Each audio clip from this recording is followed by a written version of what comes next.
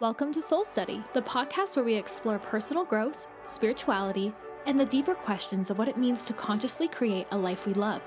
Think of this as your weekly book club for the soul. Each episode will study powerful ideas from transformative books, reflect how they apply to real life, and gently challenge ourselves to grow together. This isn't about perfection, it's about awareness. It's about remembering that you are energy, you are powerful, and you are always in a state of creation. Here, we take what resonates and leave the rest. So take a breath, open your heart, and get ready to become your most magnetic self. Let's begin today's Soul Study. Hi everyone, Jules here, and welcome back to Soul Study, the podcast to help you become your happiest, healthiest, most magnetic version of you.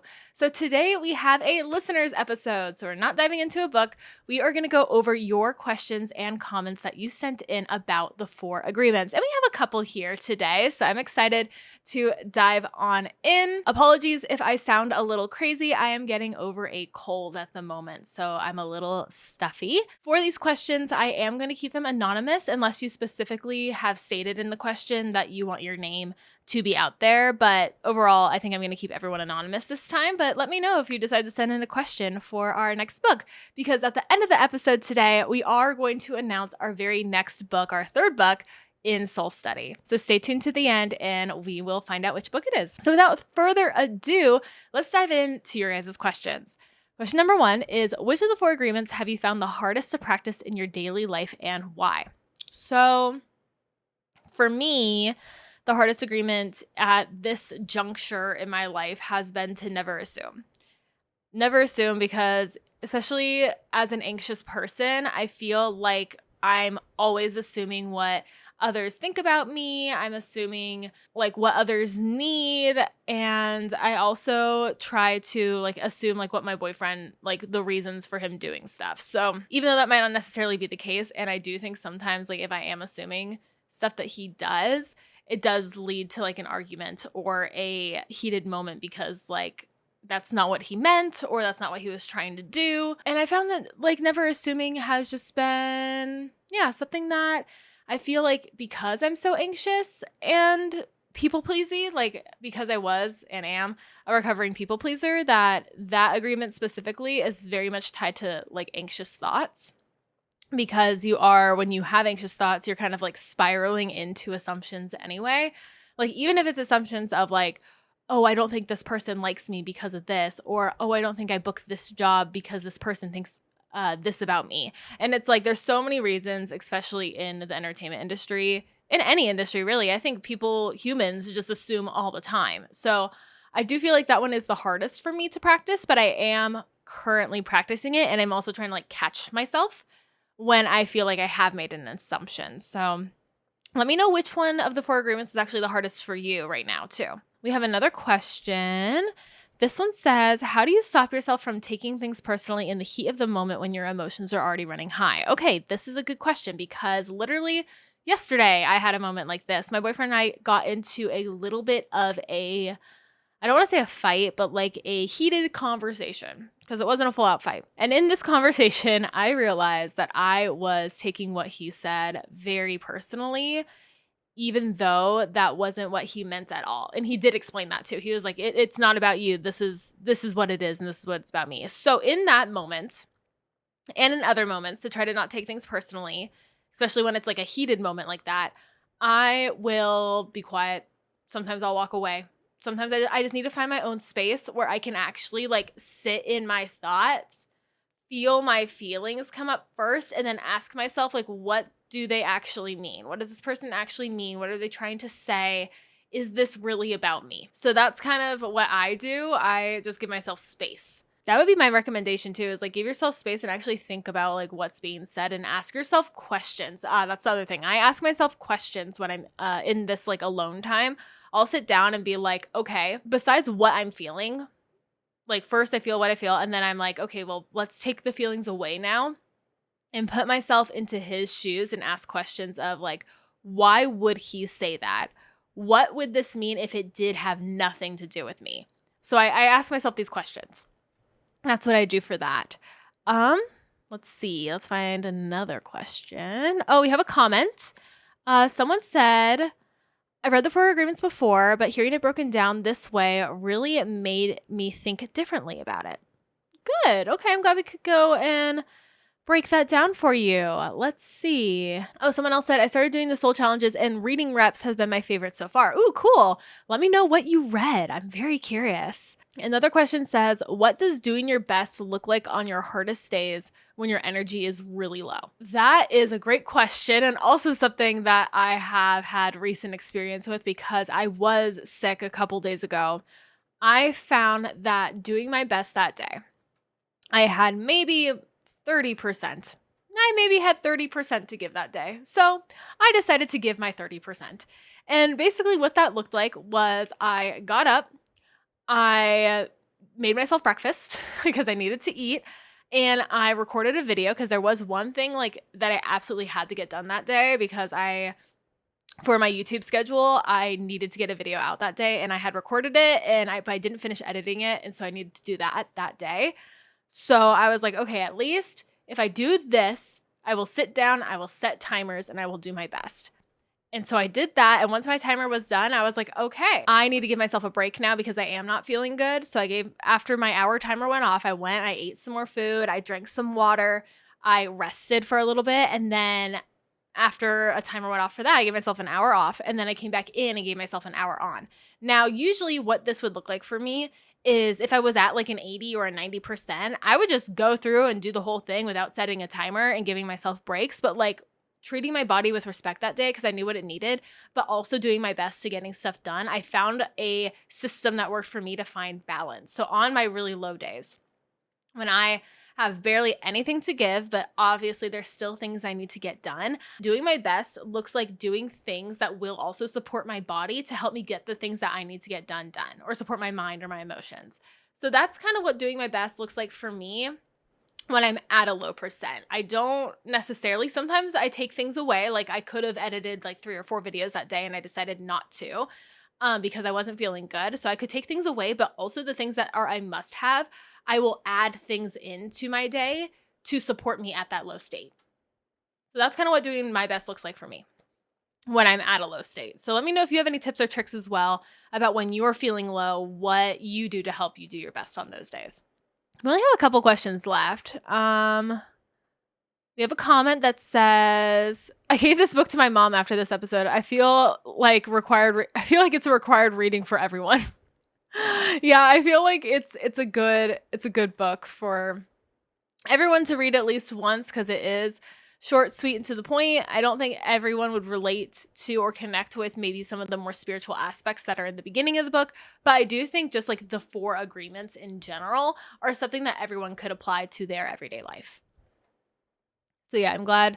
Hopefully she likes it. I would love to hear a follow-up on that if she did read it and if things maybe changed or not. I'm curious. Looks like we have 2 more questions. Is there one agreement you feel like you naturally live by and one that still feels like a work in progress? Okay, well, the work in progress one I would say is the one that was hardest for me, so then never assuming. That one I feel like is still a work in progress. But the one that comes naturally to me, that's a good question. Let me think about that. I think the one that does just come naturally to me is doing my best. Obviously, I don't do my best all the time, and that's why we're all having to work on all the agreements all the time. But I do feel like doing my best has been something that I do a lot. I think this is because like I am a little bit of a perfectionist, and so I do like and anxious, and so I do get down and hard on myself for like half-assing things or doing things not to what I believe is my best. So, which I'm also working with giving myself grace over, but I do think that just doing my best is something that is just comes naturally to me. I always try to put my best foot forward. I always try to complete things to the standard in which I'd be proud to put my name on them. So, yeah, I would say that one comes the easiest. On YouTube, someone asked, what about the other side when you can't assume but also ask questions? Relationships where one person's asking questions for clarification, but the other person gets PO'd for you asking. Yeah, this is something, and I think I responded to that. Yeah, I did respond to that comment. This is something that I have seen in my life and also in a lot of my friends and family's lives as well. When you're trying to not assume. So you're asking clarifying questions, and the person is getting mad at you for asking those questions. That usually means that you are triggering some kind of trauma. You're triggering some kind of trauma response there, and they are not ready, or they haven't thought about those questions, and it's making them look a little bit deeper, which they may not be ready to do. Basically, what I do is, number one, I never force someone to answer those questions. I will ask, and if they refuse, then that just means it's not the right time yet, and I got to walk away.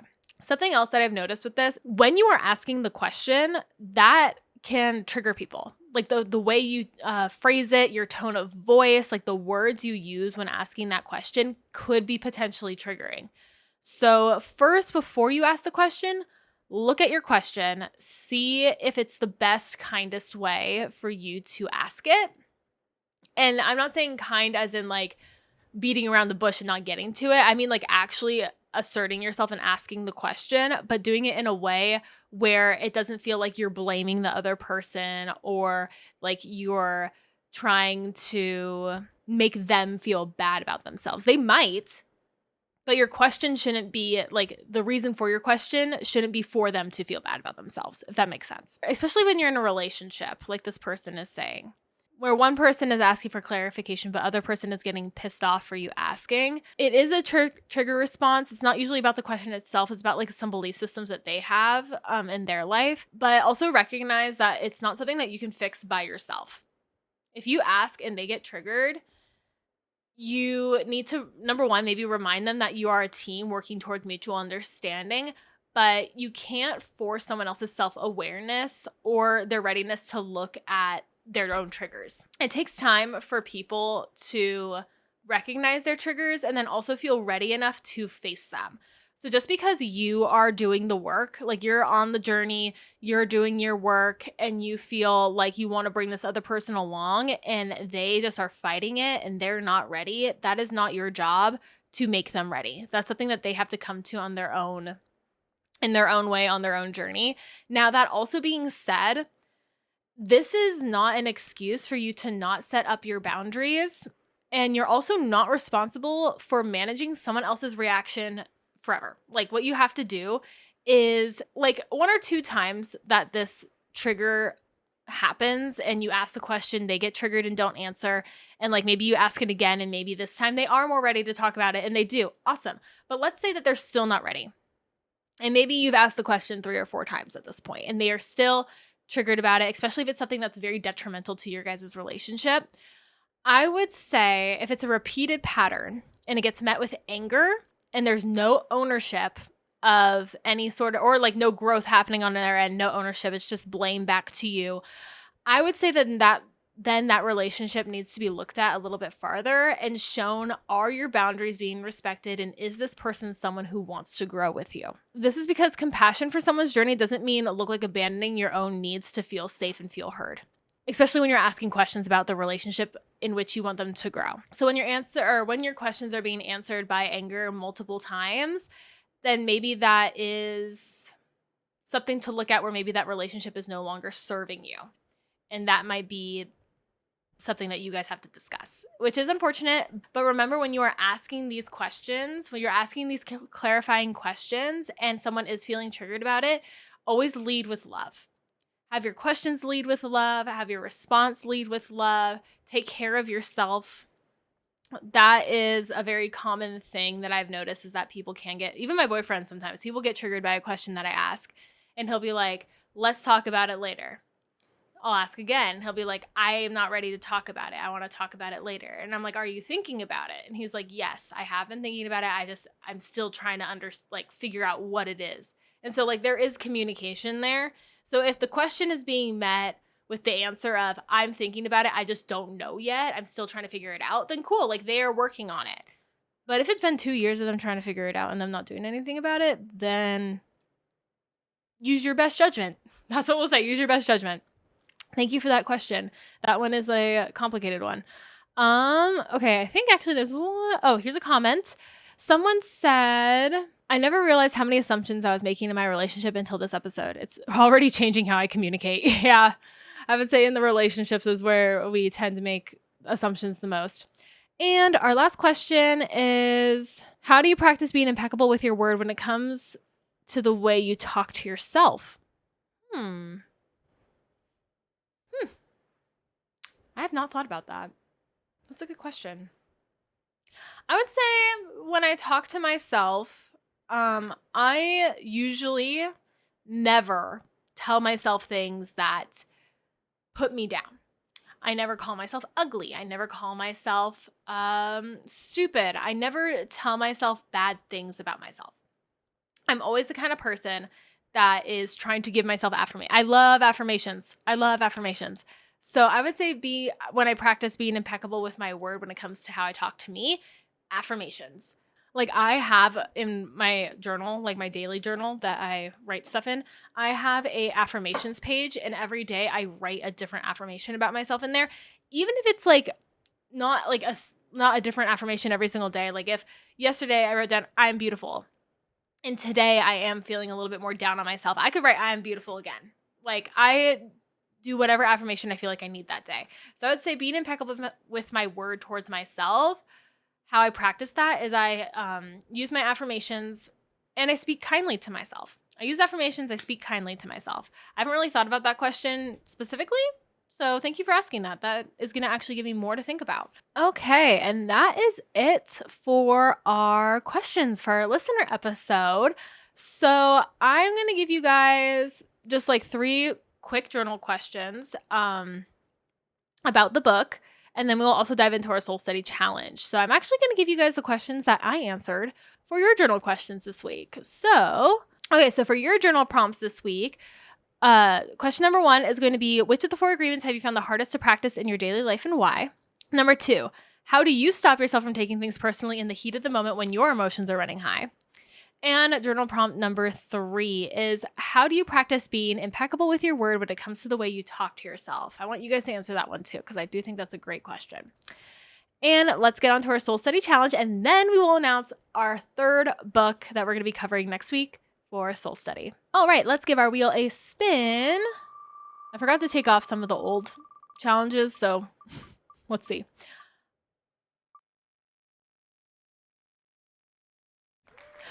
Whose truth is it anyway? Okay, so let me tell you guys what that one is about. Whose truth is it anyway? That means pick one piece of criticism you're still carrying and ask, whose truth is this really?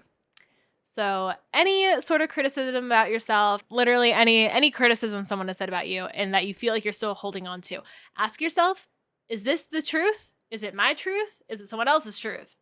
Figure that out. All right, that's a good one. I like that one. All right, everyone, it is time to reveal our 3rd book for Soul Study. And the book we are going to be moving on to is going to be, boom, Mastery by Robert Greene. Woo! I have gotten recommended this book so many times. I've actually never read it, so it'll be my first time reading it with all of you as well. I'm already like this far into it because I wanted to get ahead of it a little bit. And we're going to be reading the introduction all the way through chapter 1. And I think chapter 1 ends on page, let me find out. Chapter 1 ends on page 46. It is thick. It is more of a thicker book, so we are going to go through it a little bit slower. It is probably going to require a little bit more reading days for you guys for our weekly updates that we do, our weekly episodes. So, but honestly, like you can take the podcast as slow or as fast as you want. If you were an avid reader and you're like, I could get through this whole book in 1 week, then like, number 1, props to you. Number 2, sorry that I will be slower than you. But if you are a person that really loves to take their time reading and you find yourself kind of falling behind, the episodes are always going to be there for you. It's totally okay. And remember, as you are reading the book, you can always send in your questions beforehand so that you're not late to the listener episode at the end.